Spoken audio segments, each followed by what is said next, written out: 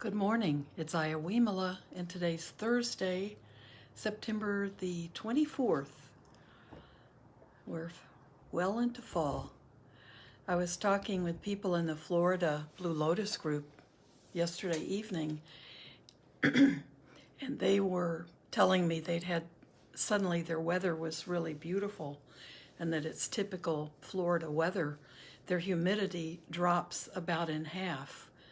And they had all been out, being able to be outside, and if they're close to a beach, they were able to go to their beaches and really enjoy the day without the heavy humidity. So it was so nice to see them all. They had all been so refreshed by the change in their weather. I love seeing that. So we're still going on. We're hanging in there. That's good. We're all doing the best we can, and hopefully you're finding benefits to this strange time we're living in. And those benefits may just be seeing how well you can do with adversity, which a lot of us don't experience in this country. Certainly not very often for most of us. But we're kind of seeing what we're made of, right? And it's a difficult time. There's no way to get around that. But this is in that realm of samsara, that realm of this earthly life. So do your best. And if you have more time on your hands than you're used to, let that be a good thing for you. Read more, take more walks. Connect with your family, find something to study. And I have discovered over this period that practicing my ukulele has not been one of those things I've turned to.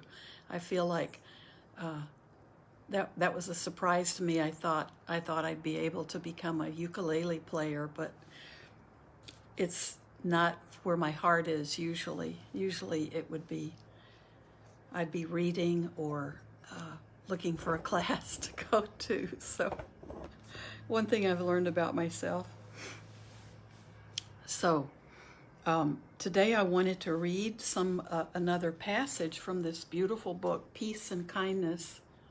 It's a little tiny 50-something pages book, and it's been a gold mine for me. And the beautiful metta practice that I'm trying to learn, I'm still reading most of it, is from this little book. But I want to read something, and here's the beauty of the passages I want to read to you today. They're not that long.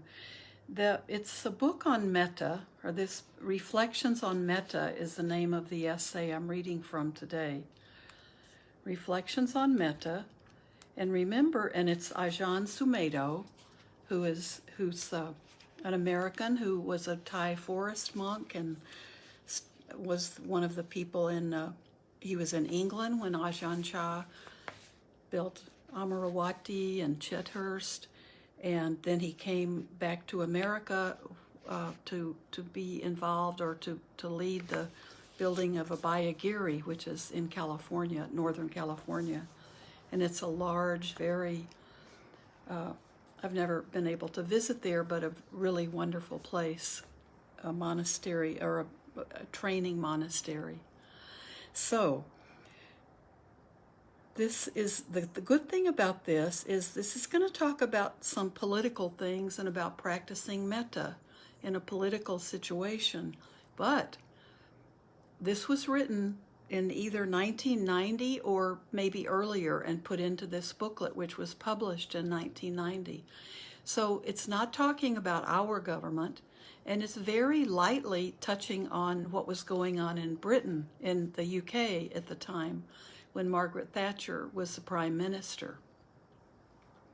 So when we talk about sending metta to political figures, I'm trying to keep it more distant from all of us, because here in America, we've pretty much hardened our positions in this country. And so I don't want it to be unworkable for us I like us to see these teachings, and it's seeing it from a political distance of 30 years at least. And so maybe that can make it easier for us to really take into our hearts. You can give me feedback and let me know about that. So from this little book I'm reading from Reflections on Metta, and after that we'll do the short metta practice. So he has just finished. I had read some of this earlier, but then he talks about the Buddhist cosmology and how we can send metta for all the animals we love. And these are often also animals that we eat. And we can send metta to the animals that serve as food. And he has I may have read this chapter. So he sends metta for them because they give a lot to us. We often use these animals for survival in the human community. But how many people really think of thanking them for it? For sending goodwill to them and expressing gratitude for all the good things we get and benefits we have from these animals. So now I'll start with the part I want to read today. Gratitude is a beautiful quality to have in our mind, to really bring into consciousness what a benefit these animals are to us and how little we ever fully recognize or do anything for them. Well, we could get a kind of rebellious, revolutionary impulse and go over some night, raid the battery houses in the nearby farm, and let all the hens out. Free them, liberate them. That's it, that's real metta. But for those poor, wretched creatures, none would know what to do. They'd die if you just let them out. So it might be a seemingly kind act, this act of liberating them, but those chickens are not ready for freedom because they wouldn't know how to survive. They would just be terrified and lost. But we can reflect and send them goodwill. Nobody can stop us from doing that. And we can develop a way of life so that eventually this sort of unkind, exploitative activity will lessen. The more we are aware and compassionate, the more we realize there are all kinds of ways and means of letting go of those kinds of exploitative activities and unnecessary cruelty. Here in Britain, we can reflect that this country allows us to live as Buddhist. It's a benevolent country. Even though we might have a lot of views and opinions about it on the negative side, overall it's all right. There's nothing terribly wrong with it, even if it's not perfect. But now we're no longer looking at it critically. We're not saying what's wrong with Mrs. Thatcher and the Conservative Party, or British politics, or the social problems of the country, the economics, and all that, because that's endlessly complicated and gets you nowhere. If that's all you do, thinking about all the political, economic, social problems of any country whatsoever will take you to despair because they are just endless. But an overall reflection isn't denying what's wrong or the faults and flaws in the system. The government here tends toward being benevolent, and the majority of people would rather have goodwill for each other. They'd rather be fair to each other. They want justice and fairness, mercy. Whether they actually feel like that all the time, under every situation, is something else. But that's the general idea of the population as far as I can tell. And remember, he's speaking about Great Britain, about the UK, back in 1990. So how can we help the government of this country? Metta is something we can spread every day, sending goodwill to the government, to Mrs. Thatcher, to the members of Parliament, House of Commons, House of Lords, willing good to them, so that as we approach each other with goodwill, then all the fears and anxieties and threats diminish. If we just look at Mrs. Thatcher with a critical eye and hate her because she doesn't agree with our views and want to get rid of her and complain, then of course she reacts very strongly to that kind of treatment. Just as if I just criticize you and pick away at you all the time, then what happens? You dig in your heels and become more stubborn. Unless you're really mindful, you become more difficult. Because even if I'm right about it, even if you are doing things wrong, if I'm always on your back nagging away at you, it's not providing you with any kind of opportunity to rise up to a situation. All you're doing is feeling worse and worse, and then your rebelliousness is just a reaction. So you might do even worse things than just to spite me. This tendency to dwell endlessly on what's wrong and blame others creates the very conditions for the increasing of misery. But when we regard people as intelligent, mature beings, even if they aren't that way all the time, we give them the benefit of the doubt, and most people will rise to a situation if they have the opportunity to do so.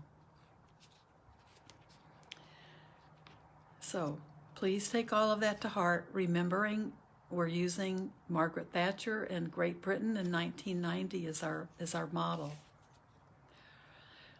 Metta is not a blinding kind of quality. It's the willingness to admit the fault without dwelling on it, without being obsessed with what's wrong. Like metta for yourself, it doesn't mean that you say, I'm all right and I'm perfect and there's nothing wrong. It means that you are quite willing to admit weaknesses, faults within your experience of life, without making that into anything. It's a clarity. The mind is clear, radiant, bright, and reflective, rather than just a pink cloud that we blot out every ugly thing with. That's not metta. That's projecting a pink cloud from your mind. In the course of your practice, you can start contemplating your relationship with your parents. It would really be good to let your parents know that you love them. And this is whether they're alive or whether they're gone, which doesn't mean that you agree with them or like everything that they do. Metta means that you're not going to create a problem about the flaws and the weaknesses they have. You're not going to say, I love you, but I don't like the way you do this and I don't like the way you do that, because that's just aggravating, isn't it? Yes, I love you, but you did this and then you did that and I didn't approve of it and it was terrible and you've ruined so many things, but I still love you, yes. What does that do to your heart? Now this will release things within you to be able to say these things quite openly and honestly. You're not asking for them to even like it. You're not saying, I love you, and then expecting them to change suddenly overnight and be what you want, because that isn't love, is it? That's a deal. I love you if you love me. If you don't love me, I don't love you. But this metta isn't a kind of deal we're making with anyone. We're not expecting anything back from it. We're not demanding any good result, even for ourselves. We're not practicing metta just to have a happy mind. There's no radiance to that, because that kind of metta, although it's better than nothing, still lacks the radiance of a mind which makes no demand. With that mind, you're not even asking to be happy or have any happy moments in your life whatsoever, because you're willing to just work with life, to forgive and to give forth goodwill. When we relate to each other like this, it has a good effect on our minds. But that's not what we're doing it for. It's worth doing in its own right, just as it is. If we're doing it for a good result, it will be disappointing because immediately selfish thoughts come in, and that's not a good result. There will always be some form of suffering or dukkha. We become discontented about it. Well, I've been sending goodwill to that person for years now, and they still hate me. Haven't got anything out of it, might as well stop.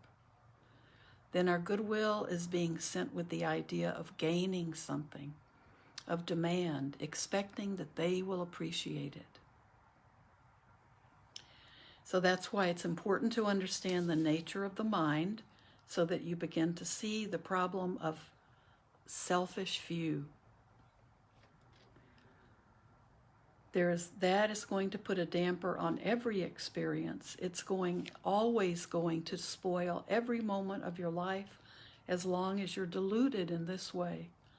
You could be with the Buddha himself, and yet with selfish view, you wouldn't even know it. You'd still be wretched. If Gautama Buddha came in here right now and sat down and you were filled with selfish view, you'd be saying, "Venerable Sir, why aren't there any Buddhas around?"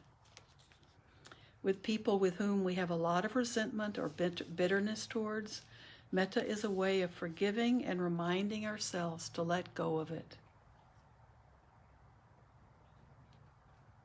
Start perceiving these people with metta rather than just being overwhelmed with bitterness and resentment. Even if you can't feel any real positive thing, metta needn't be all that magnificent. It can be just being patient and not making any kind of problem about it. It doesn't mean you like people who have been really rotten and unfair, or those whom you can't like. Yet you can be kind to them. You can forgive. You can do what is right and generous to them, even if you don't like it. So I think I've read part of that to you before, but I hope it's not overkill, because what I see is metta practice is the thing that's going to save us during this time. And it's extremely hard. It's very easy to need to blame and find fault.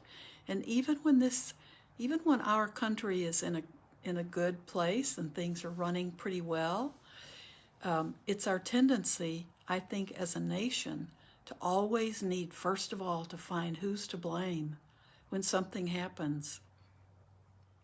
We always need to know whose fault is it.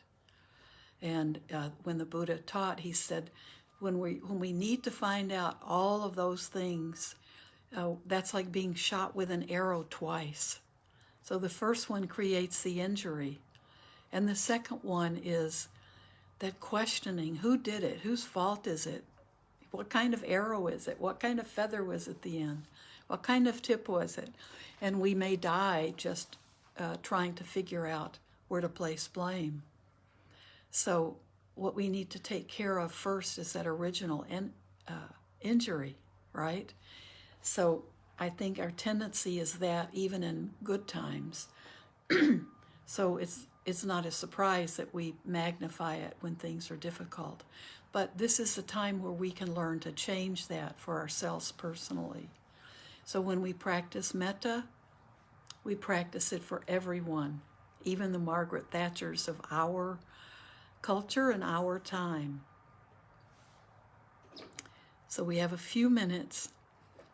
Let's do just a little bit. I'd like to do just a little bit from this beautiful metta practice. Sit for a few moments. Let's sit quietly. I know you're already sitting with me, so let's just move our attention to a quiet practice. Sit quietly with your back straight for you. Gently close your eyes, feeling the rhythm of the breath as it enters and leaves your body. Just allow yourself to let go of past and future. Come into the present moment.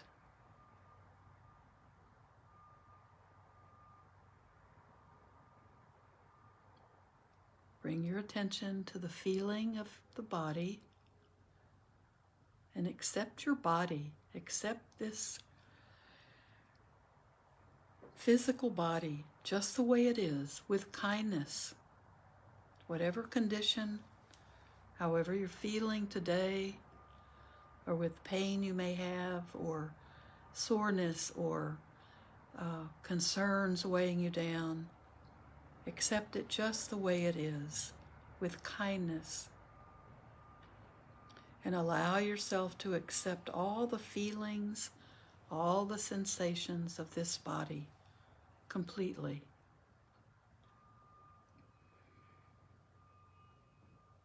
Breathe in deeply with a sense of trust and well-being. And now breathe out, letting go of tension. Let tightness dissolve.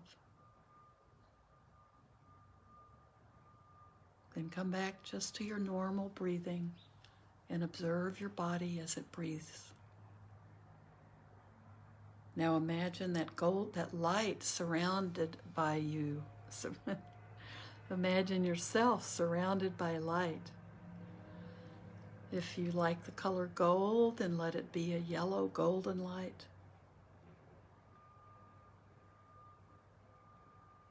Just allow yourself to draw that light into your body through every pore. And as you breathe in through your nostrils, just allow yourself to be filled with that radiant light.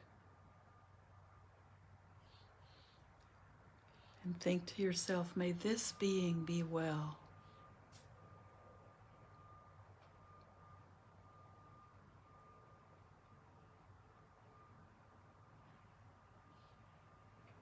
Now, when you have more time, you can just do a body scan at this point and allow that light just to move all the way through each part of your body. Make peace with this view of yourself through forgiveness, compassion, and gentleness. May this being be well.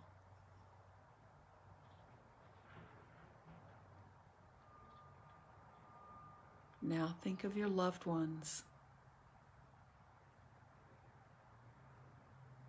This can be your family members or your close friends who form your family, or they're added to your family.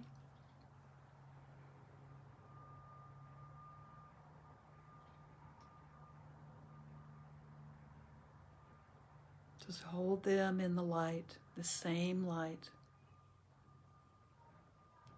May my loved ones be well.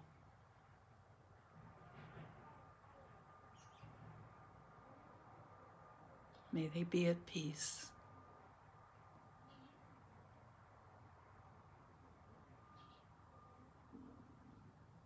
Now bring up an image of your typical daily situation at home or wherever you are, with the people it involves daily.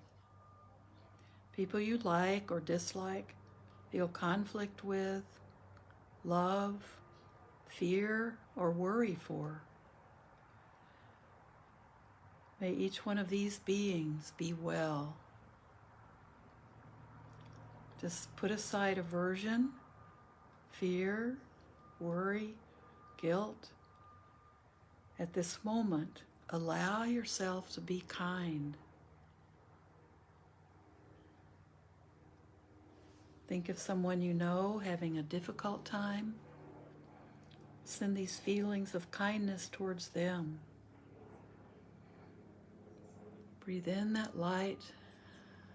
Bring out wishes for them to be well. So breathe in the light and breathe out, wishing them well.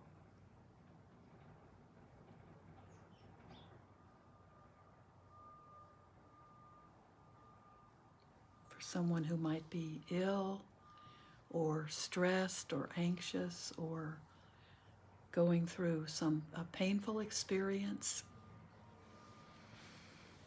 breathe in that light and breathe out, for them.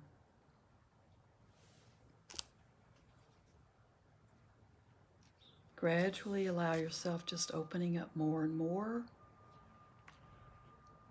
Go out to people you barely know, or someone whose face you would recognize but not sure who they are. Sending these same thoughts. Sending out kindness, wishing them well, wishing them happiness.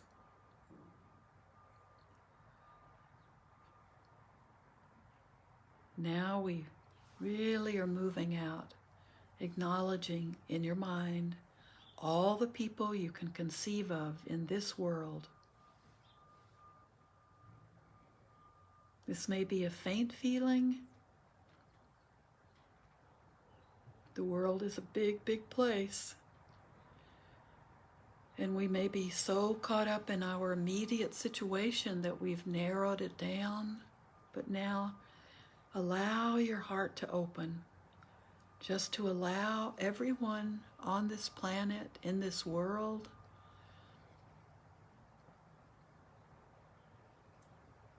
allow them to come into your consciousness, into consciousness.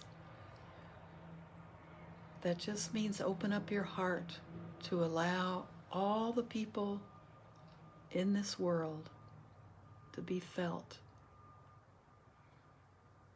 Feel how that can immediately open you up. If your body has felt constricted or tight, if your heart feels shut down,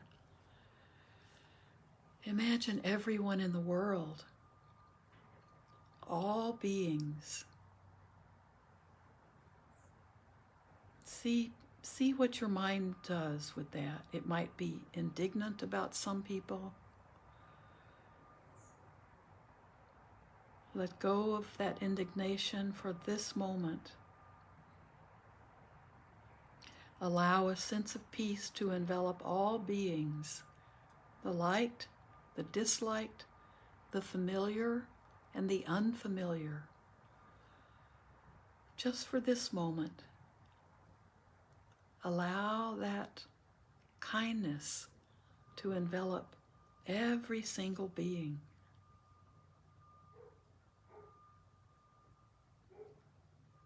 And feel a sense of peace surrounding all beings.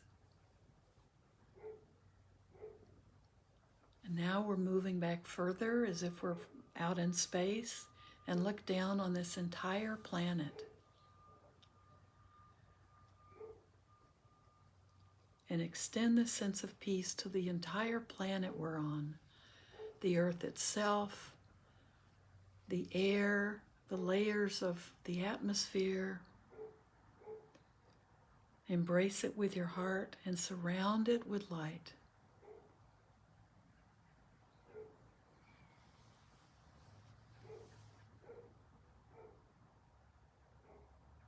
Now turn your attention to that sense of peace and light.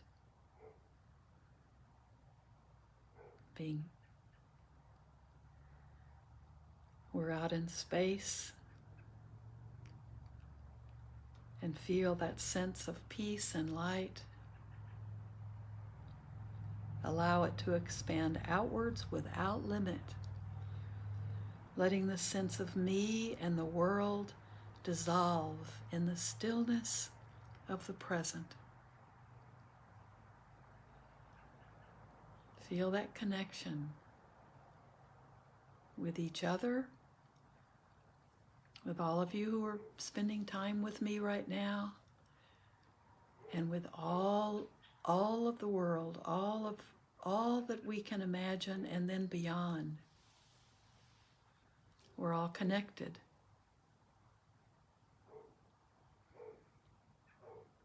Allow it to expand outwards without limit, letting the sense of me and the world dissolve. It may last for a moment.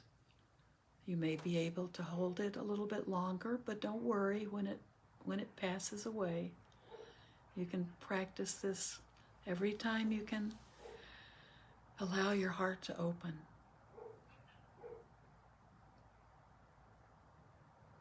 Now come back and come to the feeling of knowing the screen of the mind, the place where images arise.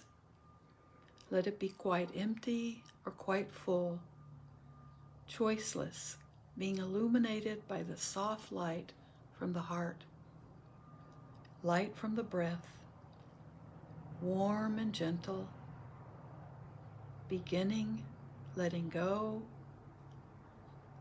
patient kindness. Now come back when you're ready. If you can keep sitting, do that, please.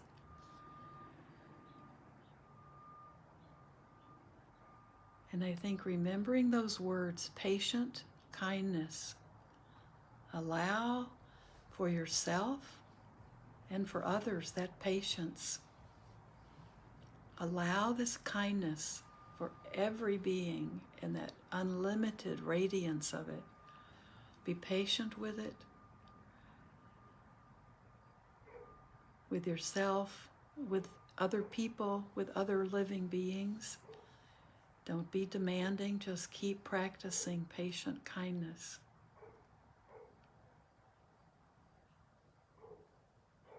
Stay with that.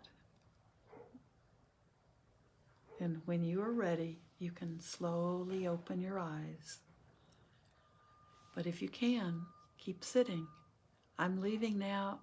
Tomorrow I'm going to I have a routine doctor's appointment up in Wisconsin. But I'm going to be sending out a surprise pre-recorded meditation. So hopefully I can time it to come out at 10 o'clock. But I'll get it out. Okay. Have a beautiful day. If you can sit longer, now's the perfect time. Take care.